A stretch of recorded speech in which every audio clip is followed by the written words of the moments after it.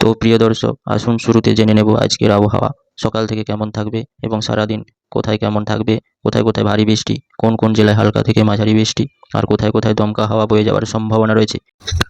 স্যাটেলাইটের মাধ্যমে আমরা চিত্রটি দেখতে পাচ্ছি। আজকে 25শে জানুয়ারি, রবিবার। আজকে বাংলাদেশের রাজশাহী, ঢাকা, ময়মনসিংহ, কমলপুর, সিলেট, জয়পুরহাট এইসব জেলাগুলোতে আজ থেকে কিছুটা টেম্পারেচার কমার সম্ভাবনা রয়েছে এবং রাংপুর, ঠাকুরগাঁ এইসব জেলাগুলোতে আমরা দেখতে পাচ্ছি হালকা কিছুটা টেম্পারেচার বাড়ার সম্ভাবনা রয়েছে।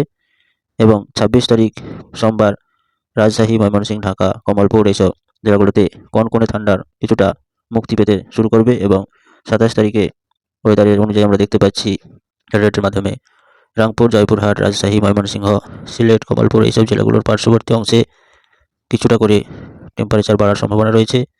এবং 28 তারিখ বুধবার চিত্রটি আমরা দেখতে পাচ্ছি আরও কিছুটা টেম্পারেচার পরপর কমার সম্ভাবনা রয়েছে এবং এইভাবে আজকে রবিবার থেকে কিছুটা কনকনে ঠান্ডার হাত থেকে